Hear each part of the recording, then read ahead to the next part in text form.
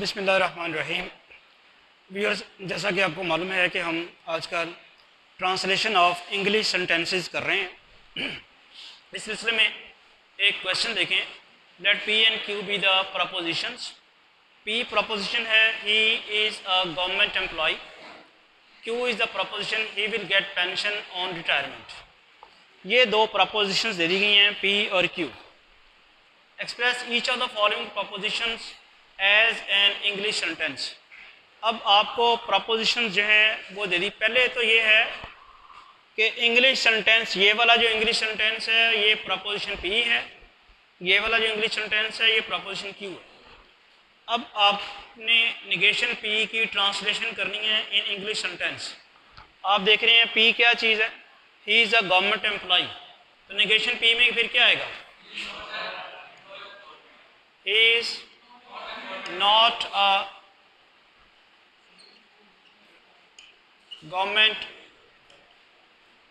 Employ. तो ये आपने निगेशन पी की ट्रांसलेशन कर ली। इसके बाद नेक्स्ट देखें क्या करना है हमने। तो ये कुछ प्रपोजिशंस आपके सामने लिखी हुई हैं, इनकी ट्रांसलेशन करनी है। आप में इसको बताएगा इसको कैसे, इसका सेंटेंस क्या बनेगा।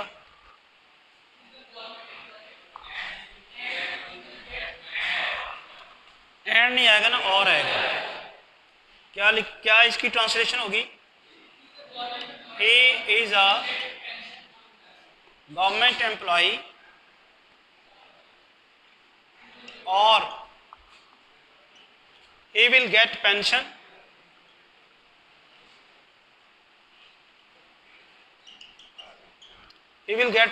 on retirement. ये आएगा। यहाँ क्या है, इम्प्लीकेशन है। यस, शाबाश। Yes, if he is a government employee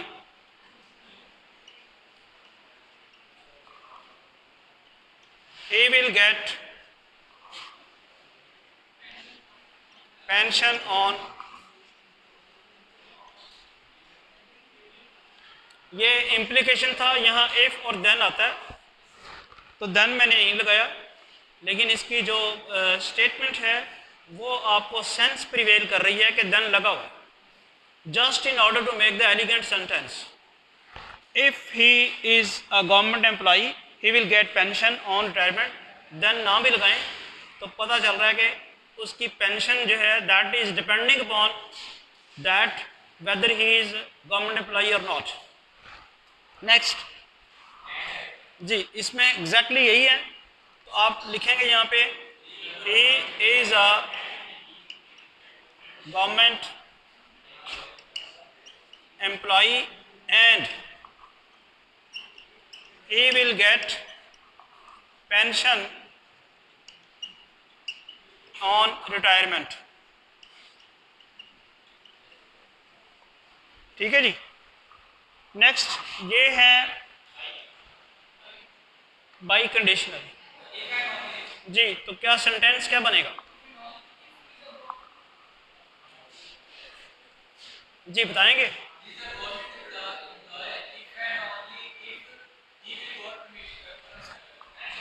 yes, he is a government employee if and only if he get pension on retirement। यहाँ शाबाश, if he is not a government employee he will not get। अब आप ज़बरदस्ती then लगा रहे हैं ना, then ना भी लगाएं तो सेंस प्रिवेल हो जाती है। ठीक है, if he is not a government employee he will not get pension on retirement.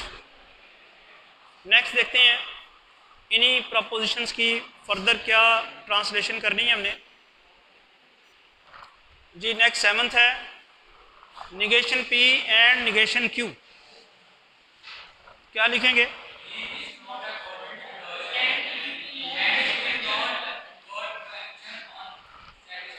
इसको ज़रा थोड़ा सा एलिगेंट कर लें आप, तो वो आप इस तरह कर लें,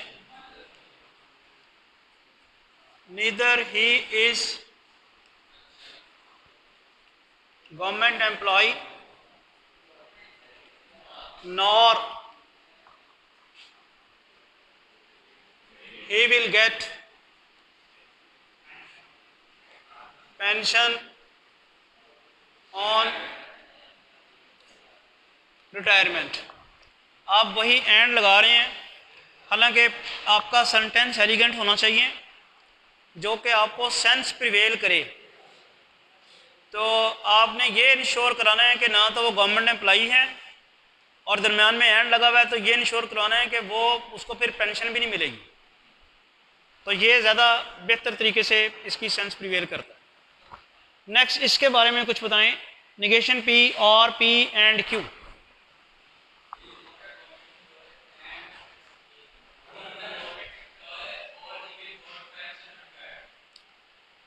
तो इसको भी ज़रा एलिगेंट करें। एलिगेंट नहीं, नाइदर नहीं आएगा, नाइदर तो आप दोनों में कंफर्मेशन डालेंगे। तो एलिगेंट इसको इस तरह कर लें, either he is not a government employee। ये तो यहाँ तक हो गया, निगेशन पी को आपने कर लिया और आइदर इसलिए लगा दिया कि आगे ये लगा हुआ था और आगे आप लगा दें, और he is a government employee and he will get pension on retirement. तो ये इसका एलिगेंट वे से आपने कर दिया कि या तो वो गवर्नमेंट एम्प्लॉई नहीं है, या फिर अगर गवर्नमेंट एम्प्लॉई है तो उसको रिटायरमेंट पे पेंशन मिलेगी। This is how we translate English sentences into propositions and vice versa. पहले आपको उसने प्रपोजिशंस दी थी in terms of English sentences, फिर आपको उसने कहा कि इन प्रपोजिशंस के इंग्लिश सेंटेंसेस बनाएं। तो हमने इन दोनों प्रपोजिशंस की मदद से इन प्रपोजिशंस के इंग्लिश सेंटेंसेस बनाएं। अब आपका बेसिक कॉन्सेप्ट क्लियर होना चाहिए। सिचुएशन तो कोई भी क्रिएट की जा सकती है, प्रपोजिशन तो कोई भी दी जा सकती है, और फिर आगे जो आपने ट्रांसलेशन करनी है वो भी कुछ भी मांगा जा सकता है।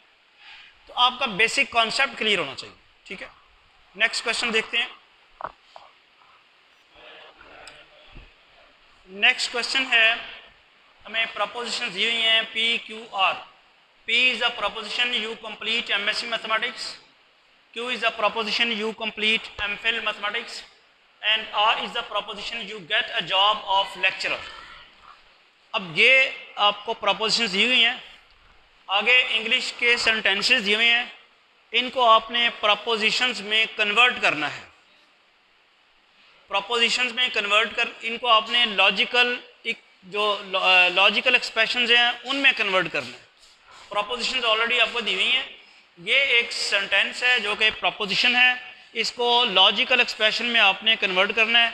लॉजिकल एक्सप्रेशन में कन्वर्ट करने के लिए क्या क्या यूज़ करेंगे आप? वेरिएबल्स पी क्यू आर जहाँ जहाँ जो यूज़ होते हैं, और साथ लॉजिकल कनेक्टिव्स। लॉजिकल कनेक्टिव्स आपको याद हैं कितने थे? निगेशन है, एंड, और, एक्सॉर, ठीक है, वो एक्सॉर एक्सक्लूसिव और आ गया, ठीक है। तो अब ये जो पहला काम है, इसकी जो लॉजिकल एक्सप्रेशन क्या आएगा? You do not complete MSc mathematics, simple आएगा निगेशन पी, ठीक है जी। और ये आ गया you do not get a job, you do not complete MPhil mathematics, इसका निगेशन क्यों आ गया? You do not get a job of lecturer, इसका फिर निगेशन आर। ये तो बड़े सिंपल थे कि जस्ट आपने जो आपको स्टेटमेंट्स दी गई थी उनकी निगेशंस लिखनी थी। अब इसके बारे में बताएं, you complete MSc mathematics but you do not get a job of lecturer. P, अच्छा शाबाश, क्या लिखा जी? P implies negation Q. ठीक है सब? आप कह रहे हैं नहीं।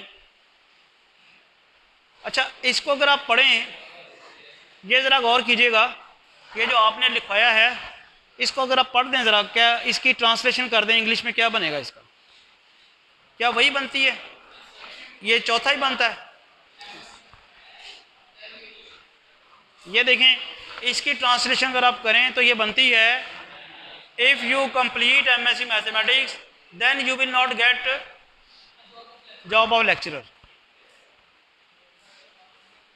ये बनती है। तो क्या जो सेंटेंस नंबर 4 लिखा हुआ है वही ये दोबारा रिस्टोर हो रहा है? इसका बात नहीं हो रहा ना, आपने गलती कर दी है। आपने उसको बना दिया कंडीशनल, जबकि उस सेंटेंस में कंडीशनल की बात ही नहीं है, उसमें डिपेंडेंस ही नहीं है। इसमें आपने डिपेंडेंस डाल दी है। आपने कंफर्म करा दिया है कि अगर तुमने एमएससी मैथमेटिक्स कर ली तो तुम्हें फिर लेक्चरर की जॉब नहीं मिलेगी। वो ये नहीं कह रहा, वो तो ये कह रहा है कि एमएससी कंप्लीट तुम्हारी हो चुकी है लेकिन तुम्हें जॉब नहीं मिली, वो ये कह रहा है। आपने उसका फिर ट्रांसलेशन गलत करवाई है। प्रपोजिशन जो थी उसको जो आपने लॉजिकल एक्सप्रेशन में कन्वर्ट कराया वो गलत है। अब बताएं और क्या हो सकता है? ये तो नहीं है जी। एक्सक्लूसिव और किस किस के दरमियान होगा?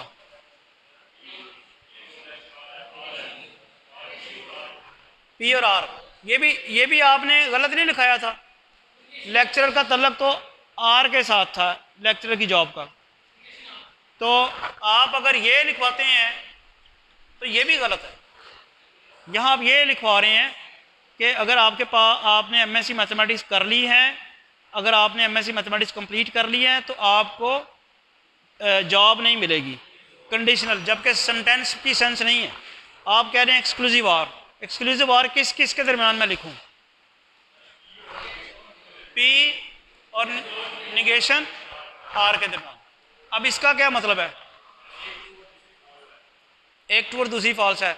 हमने पिछले लेक्चर में निगेशन और जो निगेशन है ना, दो प्रपोजिशन के दरमियान निगेशन, उसको बड़ी मेहनत से, बड़ी लेंथ से लॉजिकल इक्विवेलेंट किसी चीज़ के साबित किया था। तो ये वो नहीं है। तो सिंपल स्टेटमेंट है जिसकी तरफ आप जा नहीं रहे। ये भी नहीं आएगी। पी एंड निगेशन आर, यही सही है। कंफर्मेशन चाहिए थी ना। कंफर्मेशन किस किस के दरमियान चाहिए? कि आपने एमएससी मैथमेटिक्स कंप्लीट कर ली हुई है लेकिन आपको जॉब नहीं मिली हुई, तो आप बट जो यहाँ पे लिखा हुआ है वो डाउट क्रिएट नहीं कर रहा, वो आपको गारंटी कर रहा है, इंश्योर कर रहा है कि एक काम हो चुका है दूसरा नहीं हुआ। जब आपको श्योर नहीं मिल जाए तो वर्ड आप कनेक्ट करते हैं एंड से, और एंड के लिए आप क्या लगाते हैं? कैप। तो ज़रूरी नहीं कि एंड से ही कंफर्मेशन मिले, मैं पहले भी बता चुका हूँ कि वो किसी और वर्ड से भी मिल सकती है, और यहाँ मिल गई है। आप गौर करें ना, सेंटेंस को आप उसकी सेंस की तरफ गौर करें कि हुआ क्या हुआ है। हुआ ये हुआ है, you complete MSc mathematics but you do not get job of lecturer. तो सीधा सीधा क्या आएगा? P and negation R. Clear होगी? तो आप देखते हैं कि ये बड़े मसाइल हैं, ये बड़ी मुश्किलात हैं कि आप प्रपोजिशन से, अब अगर आपने ये कर दिया होता या ये कर दिया होता तो कोई मार्क्स आपको नहीं मिलने थे, क्योंकि आपने उस प्रपोजिशन की जो सेंस आनी थी उसको बिल्कुल ही उड़ा के रख दी। तो इसलिए मैं बार बार आपको कहता हूँ कि ये डिस्क्रीट स्ट्रक्चर्स में स्टेप्स इंपॉर्टेंट नहीं हैं। डिस्क्रीट स्ट्रक्चर में क्या चीज़ इंपॉर्टेंट है? वो एक्सप्रेशन जो आपका है वो सही है कि नहीं सही।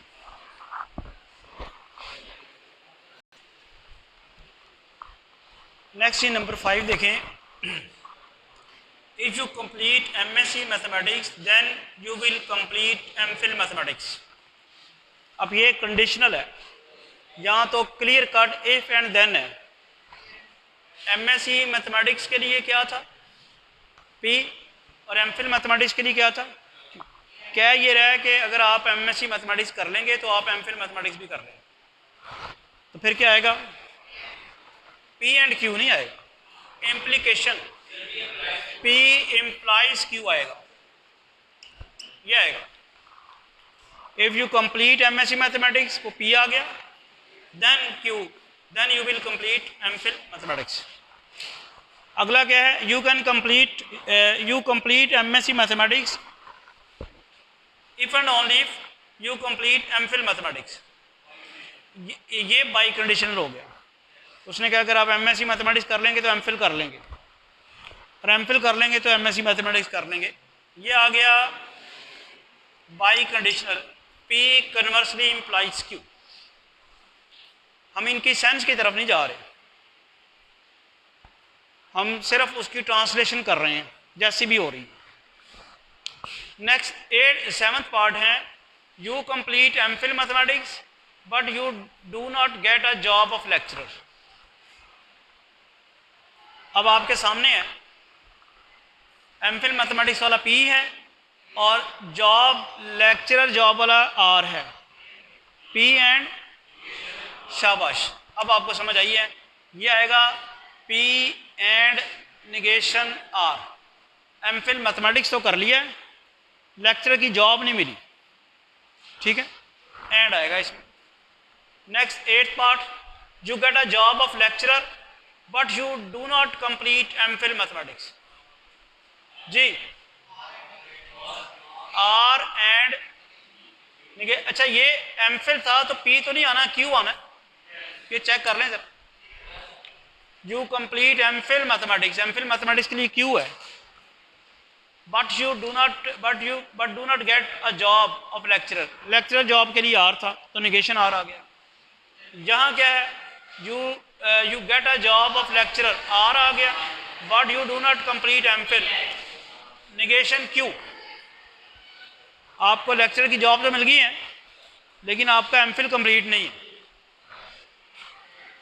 अगला 9th क्या है, if you complete MPhil mathematics then you will get a job of lecturer. ये क्या आ जाएगा, क्यू इम्प्लाइज आर। ये क्या बना, if you complete MPhil mathematics then you will get job of lecturer. Next क्या है, आइदर, अब ये ज़रा बताइएगा, ये चूँकि सेंटेंस लंबा हो गया, इसकी ज़रा ट्रांसलेशन करें लॉजिकल एक्सप्रेशन में। Either you do not get a job of lecturer, इसके लिए क्या आ गया, निगेशन और यू गेट, यानी इसके लिए आ गया निगेशन और आगे आ गया और। क्या कह रहे हैं, either you do not get a job of lecturer, या तो आपको लेक्चरर की जॉब नहीं मिली, उसके लिए आ गया निगेशन और आगे और, या you get a job of lecturer, you get a job of lecturer और and you complete MPhil mathematics. ये बना निगेशन और आर एंड क्यू, निगेशन और आर एंड क्यू। क्लियर होगी बात।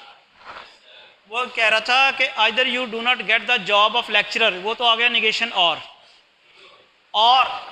उसके लिए ये सिंबल आ गया, you get a job of lecturer and you complete MPhil mathematics. Clear. Finally 11th part देखें, either you do not get a job of lecturer, उसके लिए तो फिर वही हो गया, इसके लिए आ गया negation R. Either you do not get a job of lecturer और ये आ गया you get a job of lecturer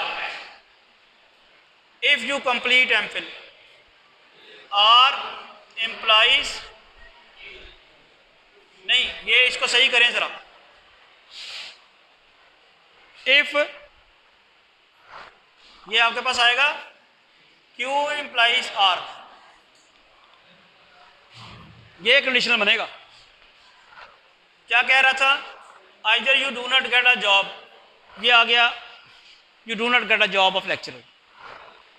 उसके बाद है और के लिए ये आ गया you get a job of lecturer if two complete MPhil mathematics. ये कंडीशनल है। किस चीज, कौन सी चीज डिपेंड कर रही है, किसके ऊपर कर रही है? जॉब डिपेंड कर रही है। नो, जॉब डिपेंड कर रही है किसके ऊपर? एमफिल की डिग्री के ऊपर, एमफिल के ऊपर। यहां भी आप गलती कर रहे थे। यह आएगा Q implies if you have, if you complete, इसका एक्चुअली दूसरे सेंस में करें तो आएगा if you complete MPhil mathematics then you will get the job. वो उसने पहले लिख दिया, आपने समझा भाई उसने जॉब वाला सेंटेंस पहले लिख दिया, आप ये समझ रहे हैं कि वो हाइपोथेसिस है। तो सेंटेंस की सेंस से पता चलेगा हाइपोथेसिस क्या है और कंक्लूजन क्या है। नेक्स्ट लास्ट एक है हमारा 12th पार्ट, वो भी देख लेते हैं जी। लास्ट है इसी क्वेश्चन का part, 12th part, you do not get a job of lecturer if and only if you complete MPhil mathematics. जी, जॉब का ताल्लुक किसके साथ है? आर, और एमफिल क्यू है। तो you do not get a job, negation R if and only if MPhil, negation R conversely implies Q. ठीक है जी। नेक्स्ट बताएं आप क्या कह रहे हैं। पेज 13 पे जी, पेज नंबर 13 पे क्या चीज़ है? Question number 7। आप मुझे कोई पार्ट बताएं, मैं करवा देता हूँ। पेज नंबर 13 पे क्वेश्चन नंबर 7 का कोई एक पार्ट बता दें, मैं कर, थर्ड पार्ट चले कर लेते हैं।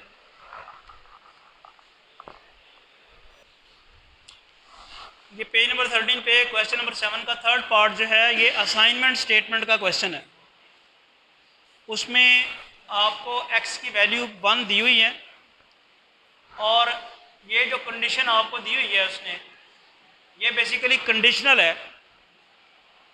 अगर ये कंडीशनल ट्रू है तो x की वैल्यू आपने साइन करनी है x+2, अदरवाइज एग्जीक्यूशन नहीं होगी।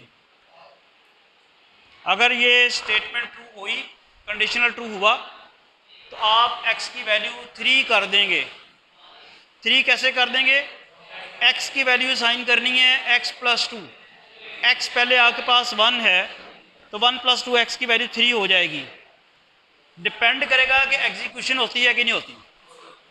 इसके लिए आप देखें, x की वैल्यू यहाँ 1 डालें, 2 × 1 + 1 किसके बराबर है? 3।